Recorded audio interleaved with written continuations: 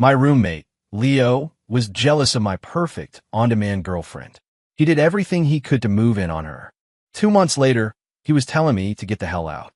She's pregnant with my kid. Says I'm her one true love and that you're a psycho. Whose kid? I froze. But my girlfriend was a hallucination, a figment of my schizophrenic imagination.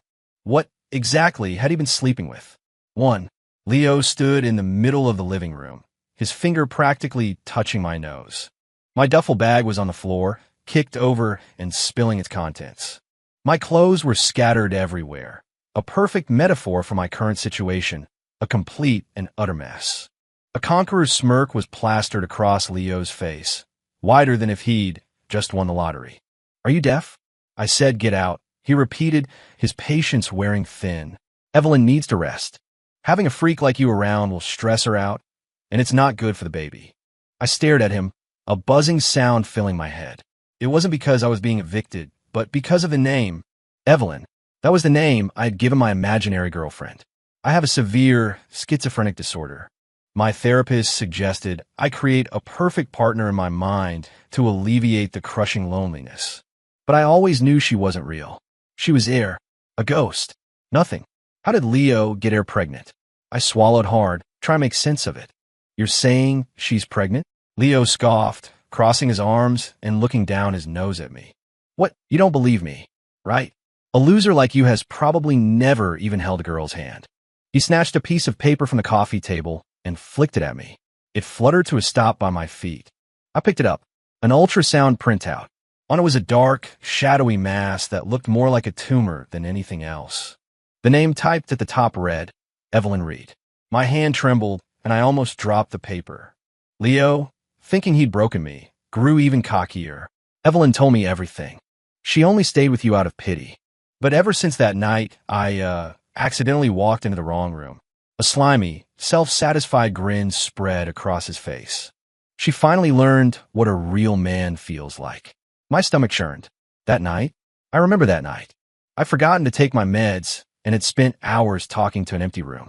Leo had been next door, pounding on the wall and screaming at me to shut my psycho mouth.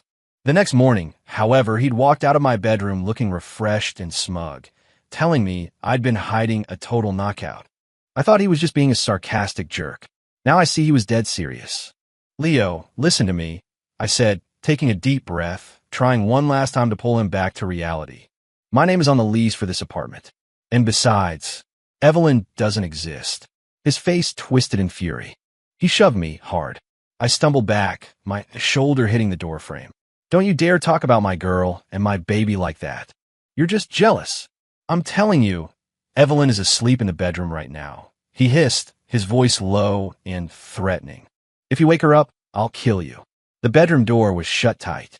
It was silent inside, but I could smell something. It wasn't perfume. It was a faint, musty odor like something left to rot in damp earth. I looked at the dark, purplish marks on Leo's neck.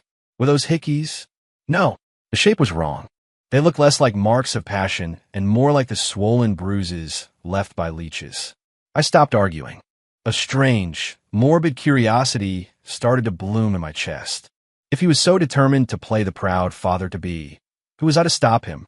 I bent down, stuffed my clothes back into the bag, and zipped it up. Fine, I'm gone.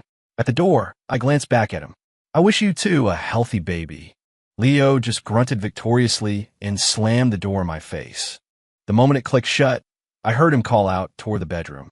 Honey, the psycho is finally gone. Standing in the hallway, I pulled out my phone and sent a text to my therapist. Dr. Miles, if someone can see my hallucination and claims he got it pregnant, what does that mean? He replied almost instantly. It means run, and it means that might not be your hallucination. 2. I checked into a cheap motel. Lying on a stiff bed, I stared at the water-stained ceiling. Leo and I were college classmates who decided to split rent after graduation. His biggest flaw was being an insufferably smug, painfully average guy who couldn't stand to see anyone else have something he didn't. I had managed to keep my schizophrenia secret until about 6 months ago when I skipped my medication. That day, Leo walked in on me, slow dancing with the air in our living room, whispering Evelyn's name. He had a date with him. The girl ran out, terrified, but Leo was intrigued. He became convinced I was some kind of deviant hiding a secret girlfriend. The evidence? All the things I had bought for Evelyn. Designer handbags, boutique dresses, even expensive makeup from Sephora. They were all neatly arranged in my closet. To Leo, this was irrefutable proof of my mysterious girlfriend. He started trying to peek into my room. When I wasn't home, he'd go through my closet. Once, I came home from work early and found Leo holding a red silk nightgown I'd bought for Evelyn, sniffing it with a look of pure ecstasy on his face. No one had ever worn it. Smells amazing. The sound of the front door opening made him jump. He threw the nightgown back on my bed. Hey, man, just, helping you fold laundry. Nice fabric. He was trying to cover his embarrassment, but his eyes were still glued to the silk. From that day on, he became obsessed. He started taking his calls in the living room, bragging loudly about his six-figure salary. He'd walk around without a shirt after showering, flexing his one and only ub. He even started knocking on my door late at night, asking if I wanted to watch the game. I knew what he was doing. He was trying to lure my non-existent trophy wife out of her cage. I tried to reason with him. Leo, it's just us here. You can stop the show. He shot me a look of contempt. Don't play dumb. I've heard a woman humming in here. Come on, dude. Don't be selfish with a girl like that. Let me meet her. At the time, I just thought he was delusional. Looking back now, a chill runs down my spine. He heard a woman humming? My episodes came with auditory hallucinations, but did he have them too? Or was there something else in that apartment with us? My phone buzzed. It was a text from Leo. It was a picture. The background was my old bedroom. A large lump was under the covers on the bed. A few strands of long, black hair were splayed across the pillow. The text read, Evelyn's sleeping like an angel. Some people will never know this kind of happiness. I zoomed in on the picture, and zoomed in again. The hair, it was dry, brittle, with no shine. And there was a terrifying amount of it. It didn't look like human hair. It looked like a tangled mass of black thread. My heart skipped a beat. Had I bought a wig? I think I had. To make the fantasy feel more real, I had bought a high-end, synthetic hair wig. I'd store it on the top shelf of the closet. Was Leo sleeping with a wig? No, that couldn't be right. What about the ultrasound? And the bruises on his neck? The more I thought about it, the more disturbed I became. I decided I had to go back tomorrow and see for myself. Not for Leo's sake, but to check on my own sanity. What if I wasn't just schizophrenic? What if I was a sleepwalking murderer who had hidden a body? That would be a whole new level of crazy. Just then, Leo sent another message. It was a voice note. I pressed play. The background was filled with a grating, chewing sound. Crunch, crunch. Leo's voice with a low whisper, laced with a bizarre excitement. Hey man, thanks for everything. Evelyn said your blood is too thin. She doesn't like it. Mine is much richer.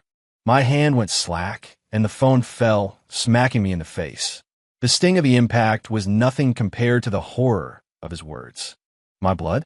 What had I ever fed her my blood? I shot up from the bed and ran to the bathroom mirror. I pushed up the sleeve of my t-shirt. On my left wrist was a thin, faint scar. It was from 2 months ago. I cut myself by accident. At the time, I assumed it was from slicing an apple.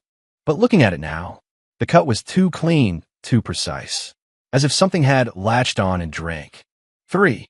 The next morning, I put on a baseball cap and a face mask and crept back to my old apartment building. I didn't dare knock on the door. Instead, I climbed to the roof of the building across the street. I'm a surveyor, so I had a pair of high-power binoculars in my car. I adjusted the focus and aimed at my old bedroom window.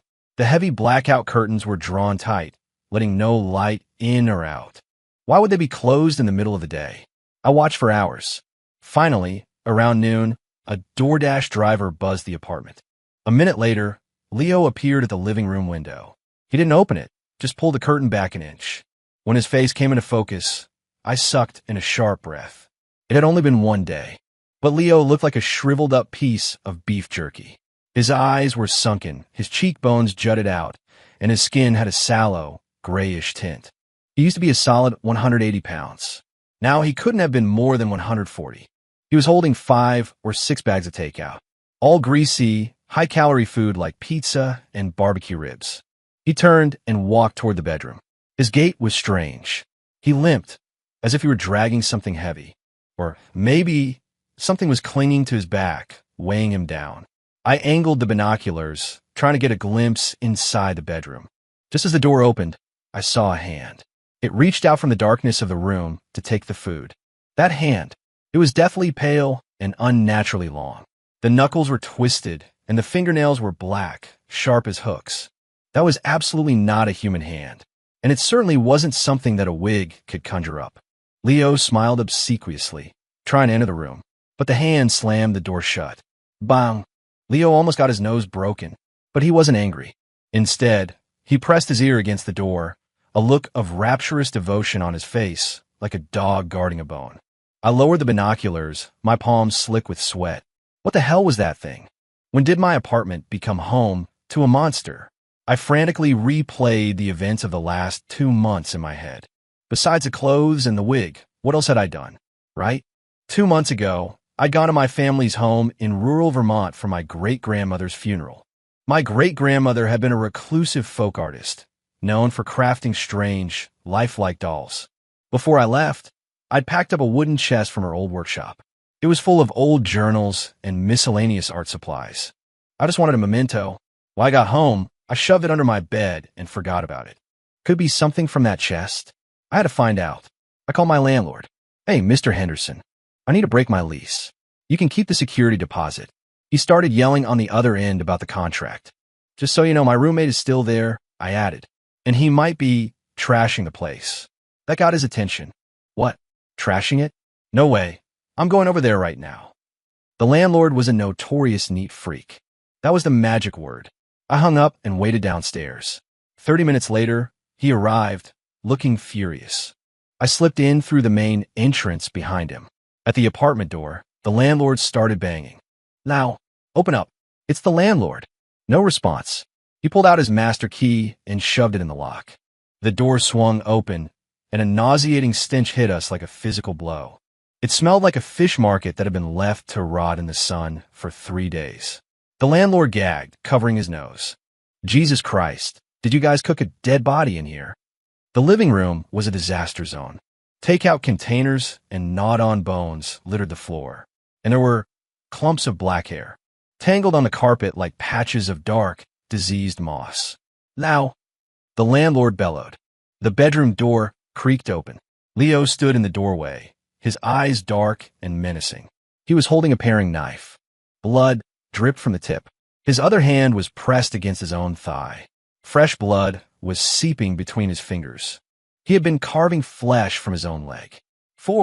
Mr. Henderson screamed and fell backward, scrambling away on the floor. You killed someone?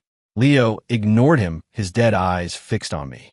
The look in them was a mixture of venomous hatred and a strange sort of pride. You came back, he rasped, his voice like gravel. Evelyn was hungry. The delivery food isn't fresh enough for her. He held up a slice of meat he'd just cut. It was raw and still twitching. See how good I am to her, he said. Not like you. All you ever gave her were useless rags. Fighting back a wave of nausea, I took a step back. Leo, you're insane. You're mutilating yourself. He let out a cold laugh, his lips pulling back in an unnatural grin. You don't get it. This is a tribute of love. After she eats my flesh, the baby will grow stronger. Look, the baby's moving now. He pointed into the bedroom. In the dim light, the lump under the covers was definitely moving. It was writhing violently, as if a nest of rats was squirming underneath. No, the shape was much larger than rats. Mr. Henderson scrambled to his feet and bolted. I'm calling the cops. I'm calling 911. Leo's expression darkened, and he lunged after him with a knife. No one calls the cops. No one touches my family. Thinking fast, I grabbed a dining chair and smashed it over his back. The chair splintered, but Leo barely flinched. He swayed for a moment, then slowly turned to face me. His eyes, the whites were almost gone, replaced by gaping black pupils. It was the look of something that had been completely hollowed out and possessed. You're jealous of me, he snarled, stalking toward me. You want to take Evelyn from me. Well, since you're here, you can leave a little something behind. Evelyn thinks the thigh meat of an ex-boyfriend would be much. He lunged. He was impossibly fast for someone who looked so emaciated. I threw myself to the side, dodging the blade. The knife slammed into the glass coffee table, shattering it. I scrambled up and ran. I burst through the front door, slamming the heavy steel door shut behind me. Leo crashed against it from the other side, his roars echoing like those of a caged beast. I didn't stop running until I was downstairs, my heart hammering against my ribs.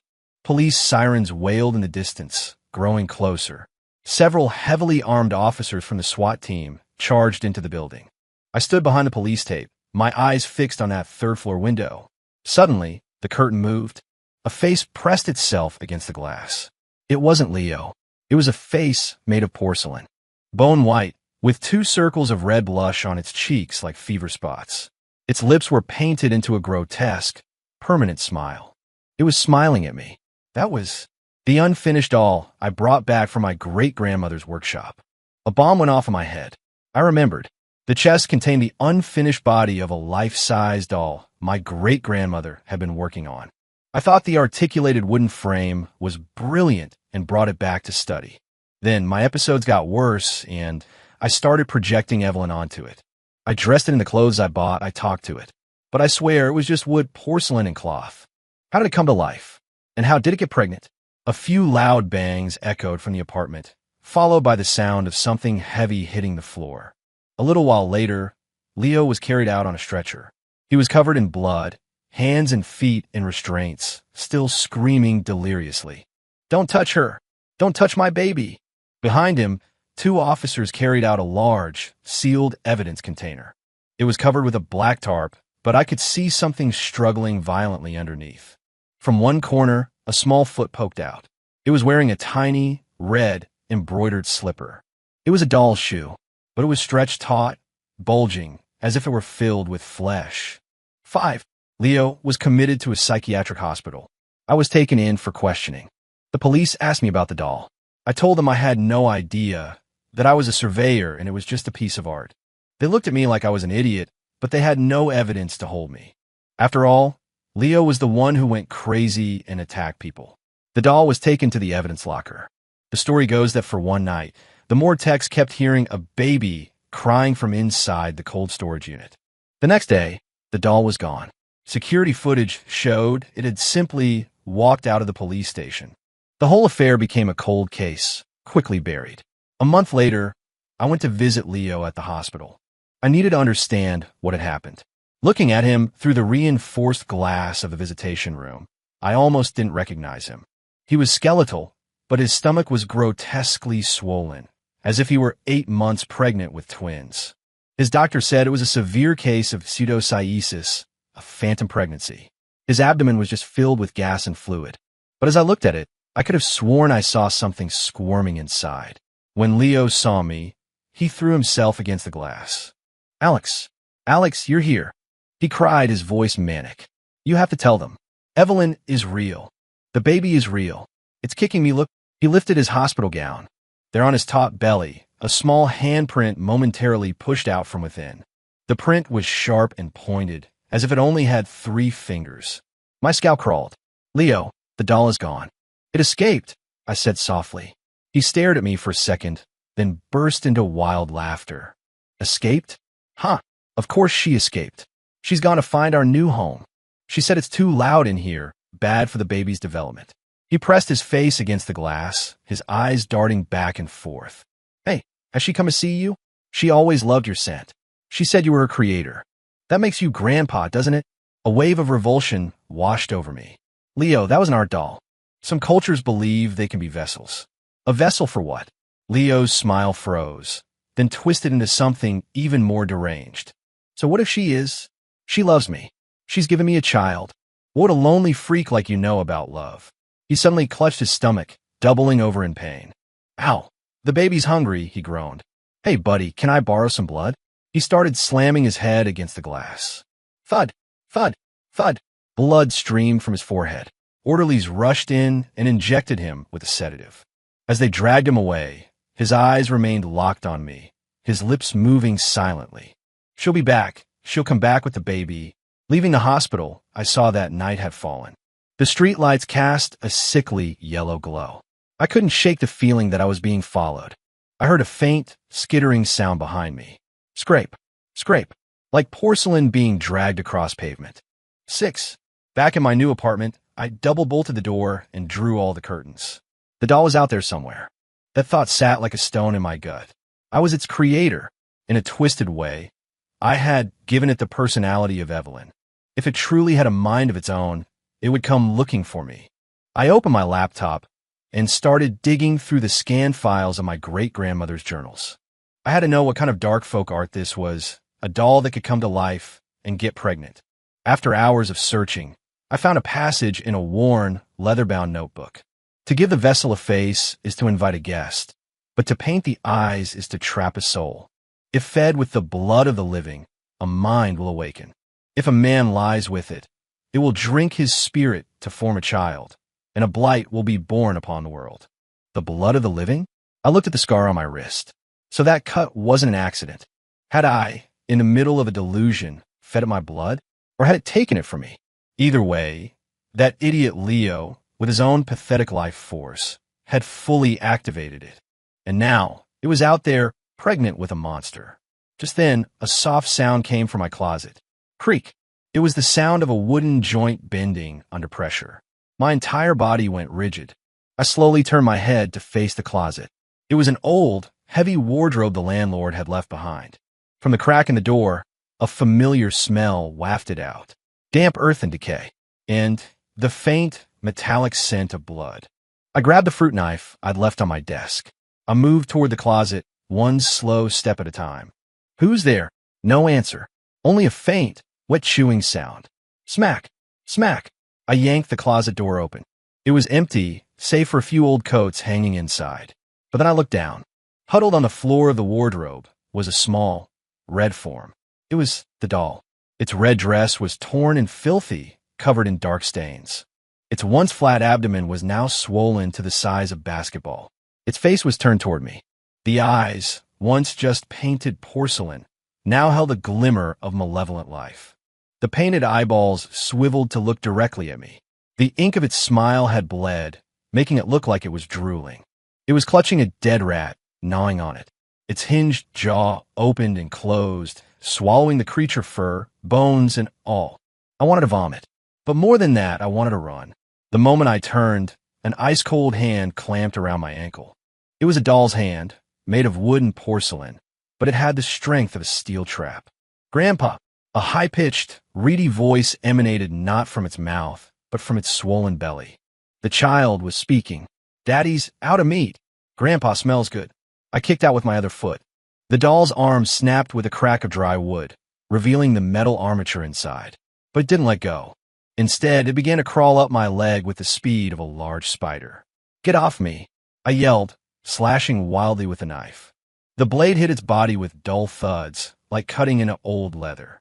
There was no blood, only a fine black dust that puffed into the air. It opened its mouth and sank its porcelain teeth into my calf. Searing pain shot up my leg. I could feel the blood draining from my body, a sickening vacuum sensation. It was feeding. Full. Tummy. Have baby. The voice from its womb chirped excitedly. I was losing hope. Was I really going to die here, devoured by this monstrosity? Just then, my doorbell rang. Hello. Uber Eats. 7. The delivery guy's voice was the most beautiful sound I had ever heard. The doll's attack faltered for a second, as if the sudden intrusion of normalcy had startled it. I seized the opportunity. With every ounce of strength I had left, I plunged the fruit knife deep into its swollen belly. Puffed. There was a soft, bursting sound. No amniotic fluid gushed out. Instead, a cloud of black, foul-smelling smoke erupted from the wound. Wah wah. A piercing infant shriek exploded from the smoke, so loud it made my ears ring. The doll let out a high-pitched scream and released my leg. It clutched its stomach, writhing on the floor in agony. Inside the black cloud, I could see the contorted face of a ghostly infant, howling. Ignoring the bloody gash on my leg, I scrambled to the door and threw it open. The delivery guy, a big dude holding a large pizza, stared at me with wide eyes. Bro, what happened to your leg? You're bleeding all over the place. I grabbed his arm and pulled him inside. Help me. There's a monster. I know it was a terrible thing to do, but I needed another living person. I needed a witness. I needed more positive energy in the room. The guy was built like a linebacker, and the moment he saw the doll rolling on the floor, his jaw dropped. Holy hell, is that a Chucky doll on steroids? He was a brave one, too. Still holding the pizza, he strode forward and delivered a powerful kick. Trying to bite a customer? That's a 1-star review. The kick sent the doll flying across the room, where it slammed against the wall. The gash in its stomach tore open wider. The contents of its womb spilled out. It wasn't organs. It was a writhing pile of maggots. Thousands of them, pale and wriggling. Mixed in with them were a few severed human fingers, blackened and decaying. Leo's fingers. Snacks it had taken with it. The delivery guy saw the swarming pile, and his face turned green. Oh God, no. He dropped the pizza and ran. Dude, keep the pizza. It's on me. I'm out. I wanted to run, too. But the doll was getting back up. Its belly was now flat, but the maggots on the floor were rapidly coalescing, forming into the shape of a tiny, palm-sized humanoid. It was skinless, its body a mass of raw, red muscle tissue. It crawled onto the doll's shoulder and fixed its beady black eyes on me. Grandpa bad, it squeaked. Kill him. The doll lunged again. Its speed had doubled. Its fingernails elongated into sharp wooden splinters. I was cornered, backed up against the sliding glass door to the balcony. Just as it leaped, my phone rang. It was Leo. A video call. On instinct, I answered it. Leo's bloody face filled the screen. He was laughing, a wild, unhinged glee in his eyes. Alex, I got out. I escaped, he shouted. Where's Evelyn? I can feel her. She's with you. Give me back my family. I flipped the camera and aimed it at the doll and the homunculus on its shoulder. Here's your family, Leo. Take a good look. On the other end of the line, Leo fell silent. He stared at the grotesque doll and the disgusting, maggot-born creature. I expected him to scream, to break down. Instead, the look of adoration in his eyes deepened. Evelyn, my baby, he whispered in awe. So beautiful. Wait for me. Daddy's coming to save you. He hung up. The doll froze mid-lunge. It seemed to have sensed Leo's call. The blood infant on its shoulder tilted its head, listening to something I couldn't hear. Daddy, coming, it hissed. Daddy has more meat. They had lost interest in me. The doll turned, scurried onto the balcony, and leaped off. We were on the 3rd floor. I rushed to the railing and looked down. The doll, its dress catching the air like bat wings, glided down into the darkness and disappeared. 8. I had to end this. If I didn't destroy those 2 monsters, they would eventually come back for me. And with Leo on the loose, it was a ticking time bomb. I bandaged my leg and pulled up the last page of my great-grandmother's scan journal. Method of destruction. Its body must be consumed by fire, its spirit sealed by salt. It must be lured to a place of profound despair, so that its roots may be severed from the world. A place of profound despair? The abandoned asylum west of the city came to mind. It was built on an old potter's field, and after it was shut down, it became a magnet for ghost stories and dark legends. I knew Leo would go there. It was a place we used to explore in college, daring each other to go deeper into the decaying wards. In his broken mind, he would see it as their secret place. I bought a 10-pound bag of rock salt and a can of gasoline. I drove straight to the asylum. By the time I arrived, it was well past midnight. The ruined building stood silhouetted against the moonless sky like a giant, rotting skull. I carried the gasoline and salt to the roof of the main ward. And sure enough, he was there. Leo was kneeling on the rooftop, cradling the doll in his arms. The homunculus was latched onto his neck, greedily sucking his blood. Leo's body was shriveling at a visible rate, but his face was alight with pure, blissful happiness. That's it, Evelyn. Drink up. Daddy loves you, little one. The scene was so grotesquely intimate it made me sick. Now, I shouted. He looked up, his face a gaunt mask. What are you doing here?